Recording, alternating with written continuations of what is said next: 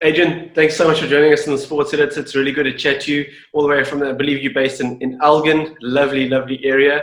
So thanks for your time to chat about cricket and your career. So cricket, where did it all start from you, and what made you decide that's the sport I want to pursue? Yeah, I think for me, sport was just something that I loved. I loved playing with a ball from as a little kid.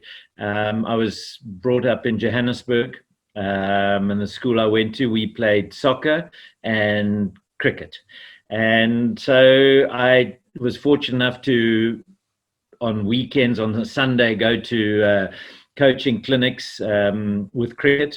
I could have played cricket all day long, and I loved it. And then we moved down. My father moved to Elgin. As a family, we moved here in 1970. Sure. And then I went to school in Cape Town, and then I had to learn to play rugby. Which I'd sort of, there was no TV in those days. We didn't go and watch rugby, although my brother had played rugby at senior school in Johannesburg. So I'd sort of watched the odd game. So then it became rugby and cricket. And I love both of the games. In fact, I think like many of us sportsmen and cricketers, we always sort of dreamed of playing rugby if we were playing cricket, because we sort of watched our contemporaries playing over there and you wanted to be with them sometimes. But cricket just sort of evolved as the game that I got further in at an earlier age, shall we say. And, just after leaving school, was played for Western Province quite early on. And then just pursued it on that line. And also I had quite a few injuries from rugby, which sort of pushed me away from rugby, actually. Yeah, because I think definitely in those days, rugby was sort of played without any rules. you just got stuck in, and anything sort of went. So it was a hard game, and I think one of the issues that I had as a player was I'd watched this game of physicality and thought in my mind rugby was a game where you must hurt the other guy more than he hurts you. You bash him harder than he bashes you. Yeah. And whereas actually it's far more than that. It's a game of avoidance, actually. If you can avoid the contact, if you can avoid the opposition tackling you in whatever form, whether you pass, sidestep, run round, whatever it is, using those skills rather than the brute force, it's actually what it's. Absolutely. I think a lot further. Yeah, very true. Because you touched on it there, it is. I think while you were studying at university and you studied agriculture, you were actually playing for the Western Province B side then. So already doing very well. And then not before long, you made the Western Province team. And you spent most of your career there. Did you just sort of like feel at home, and Western Province made you feel like this is where my career is really going to escalate and do well? Yeah, most definitely. I don't think in those days there were no real movements of players between provinces, other than if you had to go and do national service somewhere, or if work happened to take you somewhere. And hell, who would have moved from Western Province? That beautiful Newlands cricket ground in the old days, I mean, was the most picturesque ground in the world. It really was spectacular before all the stadia were built. But it still is a wonderful cricket ground. And I did feel at home there. And there were really nice guys and nice players, and it was a nice place to play your cricket. Absolutely. Because you did very well for yourself, 46 first class half centuries, really good. And was it sort of your approach where when you go into bat, I'm either going to make a difference immediately, or there wasn't much time to left to bat, so you just got going? I think, in my early part of my career, when I started in the Currie Cup cricket in the first class games, we had a bonus point system for every 25 runs up to, I think it was 80 overs or something like that. So it didn't lend itself, if you were batting at number 6 or 7, which is where I started, it didn't lend itself to actually going to go and build an innings. You had to go in and hit, and I think that was maybe slightly detrimental to me as a player, where at school and university and even in the Western Province B side, I would bat in the top 4 or 5, and you'd go and play and build an innings, and it was your job to go and get the big runs. Whereas when I played in Western Province in the beginning, I was always going in, and I'd actually never even thought about that, just as we're chatting about it now. And it maybe did have an effect where, and I think I always had that mentality. I mean, I was an attacking player. That was my sort of mentality. And I never really scored as many hundreds as I probably should have, not by a long way. I never capitalized on good scenarios. In other words, if Western Province were 200 for 2 and go in, or 3 and walk into bat and go and build a big score, my best scores were always when we were 20 for 3. That's when I'd score the runs, rather than we're capitalizing on the good situation. And I think that was certainly an error, not a good mental approach that I had to my batting at that time. Oh, well, I mean, you're known for your sixes. I mean, you've smashed guys around the park. I even remember watching you. I think you square cut one bowler, I mean, for 6. It's just fantastic. Is that something that you train on when you realize, like, I can actually do this? I can send bowlers at the ground. Did you purposely practice that, or was it just you saw the ball and you tried to hit the ball as hard as you could? You know, from a young age, even at junior school, I just did hit 6s. I don't know why. It was sort of in my makeup to hit the ball. You know, I did not. I don't know why it was like that, but it just did. And I didn't mind hitting the ball in the air. And I remember one of the first practices that I went to at Newlands with Western Province, and the late Eddie Barlow was captain. And I was in the net, and the spinner bowled, and I smacked him over. He had to go and fetch the ball. And the next 2 guys I also smacked, and he came down and lectured me. And I actually didn't know what to do, because that's how I played. If I saw it and it was right to hit, I hit it. So it was very difficult for me, that mindset. I didn't know how to change and just bat without hitting the ball in the air. And it was sort of, I mean, it was part of the way that I played. To curb it was wrong. Actually, what should have happened, it should have been developed and allowed to take place so that you could be selective in how you did it. Anyway, it was just one of those incidents that I remembered, because it was quite difficult to adjust. Yeah, because if you look at the modern game, batsmen are almost encouraged to do what you did. So you're actually ahead of your time. If you know what I'm trying to say. Well, yeah. No, you're quite correct. It has evolved in that sense, and T20 is what brought that about. T20 has been, I think, an amazing skills development program for cricket. You see so many different shots, the old textbook style of correct batting, sort of fell by the wayside. There's also so the skills level of both bowler, fielder, not both, but fielder, bowler, and batsman has developed enormously, which I think has been a great advantage to the game overall. No, for sure, it's really, really interesting. In talking about hitting 6s and at the park, when you played in India and you hit a 6. And the crowd actually applauded your effort. Was it moments like that made you feel, well, there we go, I've actually just proven my worth? No, I think that was just part of me. It wasn't about approving anything. Each game, each moment had to be taken in context. And I think that's how you've got to play. And I think I only played within my capabilities, or tried to play within my capabilities. And then sometimes I sort of got ahead of myself, I think, only because of sheer excitement and lack of control of managing situations, because one does. I mean, the excitement's rolling. You suddenly, the adrenaline's pumping, and you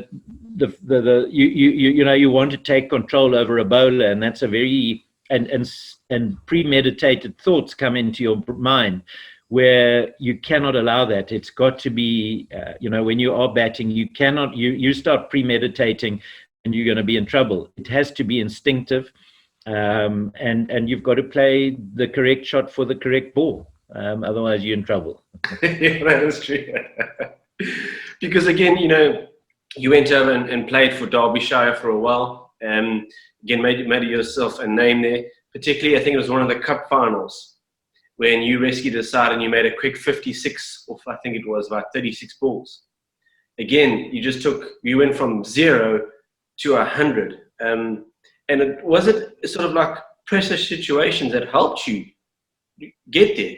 A bit of pressure actually drove you towards starting to open up? Yeah, I think, yes, I don't know how to express that, but I think, the every game situation, I played the game to win the game. And I think I found that when I got to Derbyshire, it was actually in one of the first games that I played in a one-day game. It was the first game of the season, and we were chasing a reasonable total, but the guys were sort of, because it was the first game of the season, they were just cruising along, and whatever happened, it was only the first game of the season. But I think we as South Africans had that attitude. We didn't have that much cricket to play in a season.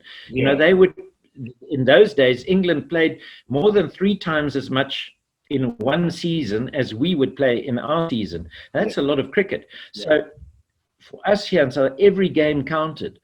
Anyway, and in that particular game, I then went to bat, smashed a quick whatever it was to win the game. And suddenly, I think it also changed the mindset of the players in the team. Wow, we can win anything, actually.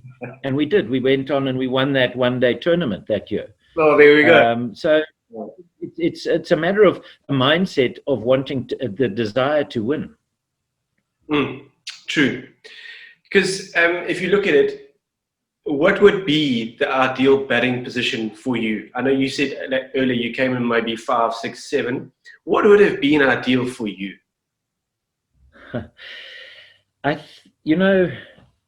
One learns about yourself as a player the older you become and more mature and more experienced.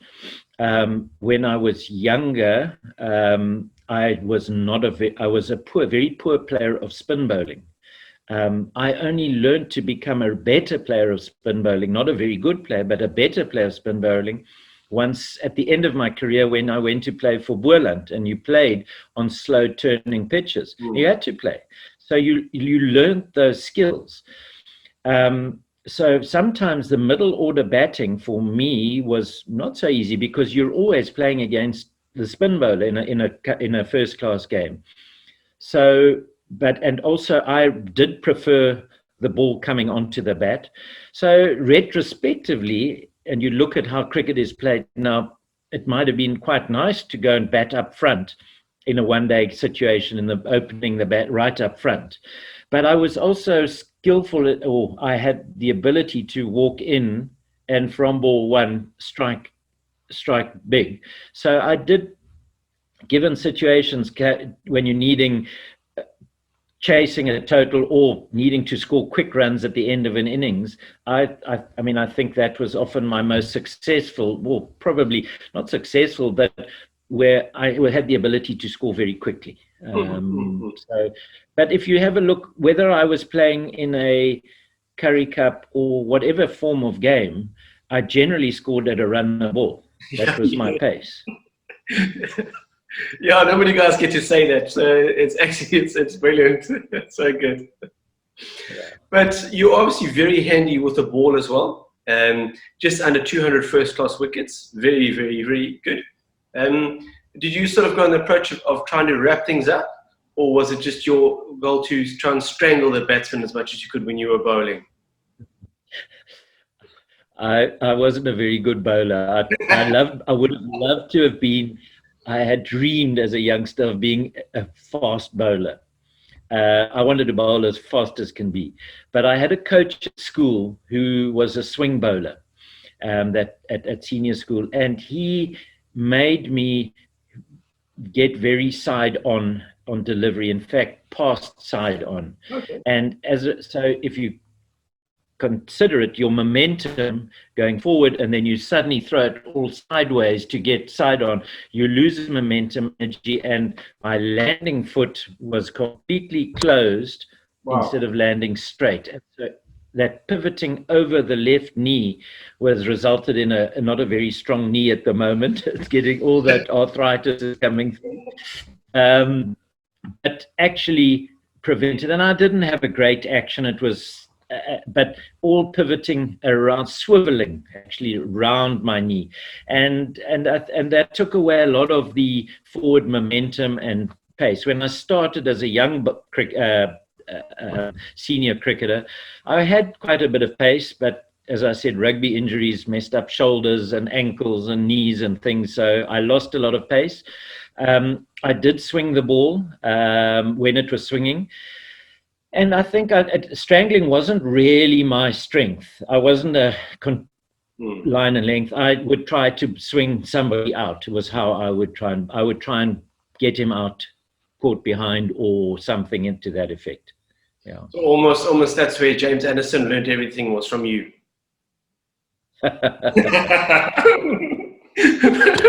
Oh, Jackie. Yeah. Oh, that's good. He's doing jolly well at the moment, I must say. That's a jolly good effort from James Anderson to keep doing what he does. Incredible. What is his age now? 36? 38. 38. That's remarkable. Yeah, it is. It's jolly remarkable. So, you've touched on rugby a bit there, and we spoke about it, but if rugby wasn't as heavy on the body, do you feel you would have got a lot more out of your career than what you initially got? It's debatable. Like Peter Kirsten was a magnificent rugby player. He chose cricket. I think he also did have a knee injury, but he chose cricket because that was kind of where he could make his future as a sportsman. It was very difficult in that era to play professional sport in South Africa. We were isolated from international sport. So you had to choose something that was which you could play internationally. And Peter did go and play overseas as a professional. So I think it would, without injury, I would have liked to have played more. I absolutely loved rugby, but yeah, you at some stage you have to make a choice. And also cricket, the time involved in each sport. One of the guys who did quite a lot of provincial both sides was Dave Callahan. He played rugby for Eastern Province for a long time, and with cricket as well, and it kept him fit. And I think he still plays league cricket in Port Elizabeth on Dave Callahan.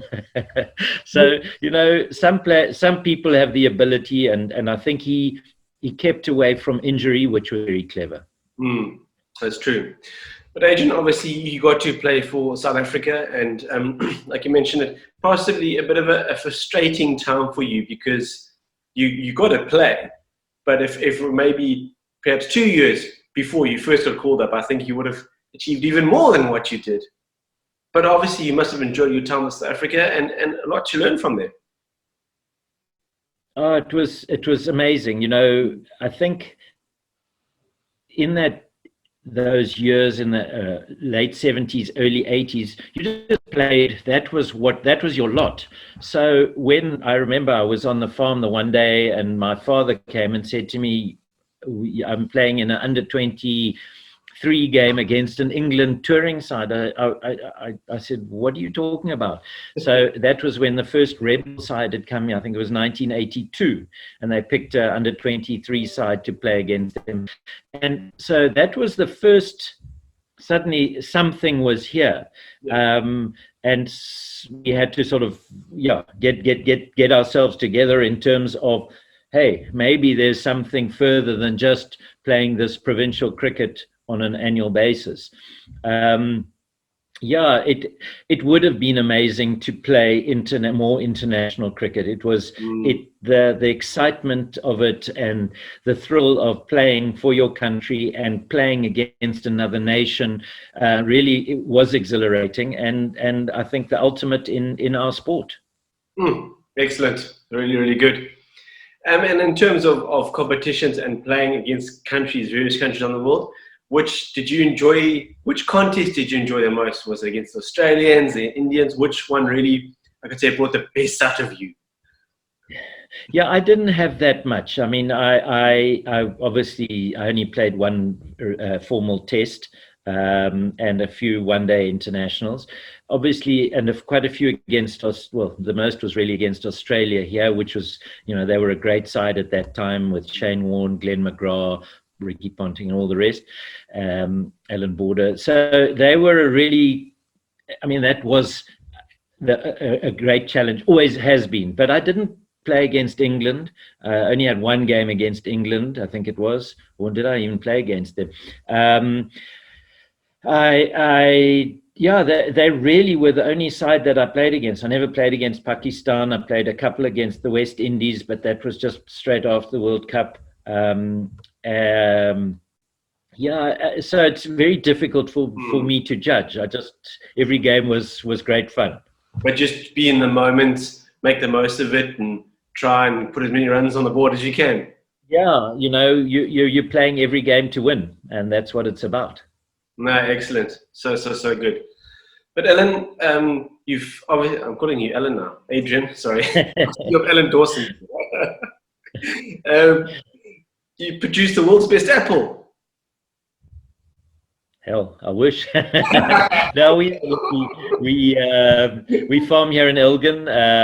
We have lots of fun. We've got we very heavily in the sort of more towards organic farming here. We've got berries, which are all and we farm a lot without chemicals. We try and use as few chemicals as possible.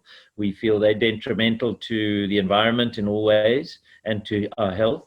So that's kind of our main focus here on the farm. But we do use, we've got apples, berries, and free-range chickens, and have lots of fun here. Yeah, so cricket's never actually really left you because now you're back on the ground.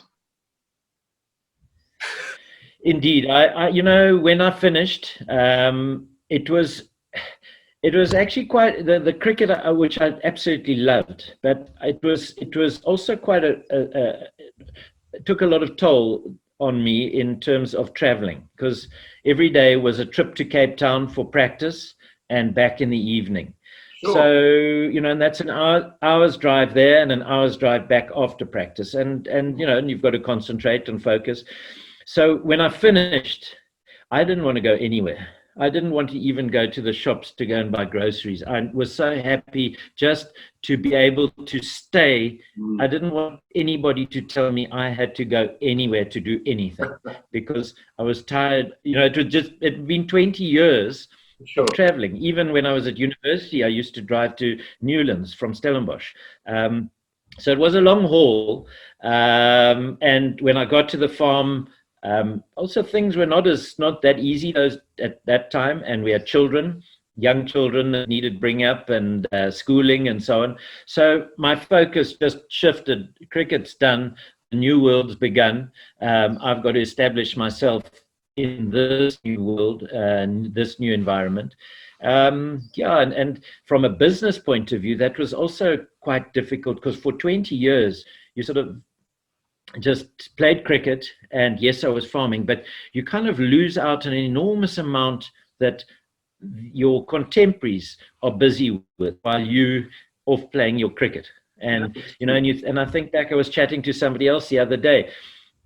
I never had Christmas holidays or that holiday period ever. Because it was always sport, and when sport finished, it was harvest time, was fruit season, and so we've kind of. It's a weird concept where everyone talks about Christmas holidays and so on. It doesn't exist in our family. So you kind of think about it, and where the fun that other guys had at that, we had a different type of life. Yeah. But Adrian, are you still following a bit of cricket? Are you keeping up with the busyness of it? Not that much, I must be honest. I play a lot of golf. I enjoy my own golf, so I'd rather than sit in front of a TV watching cricket or I'd rather go and play my own sport and do my own thing.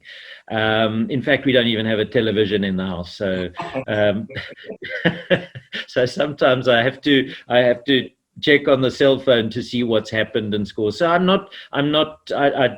follow good quality cricket. When that good international series is on the go, I'm very interested to see what happens there. But as for the rest, not too phased, no.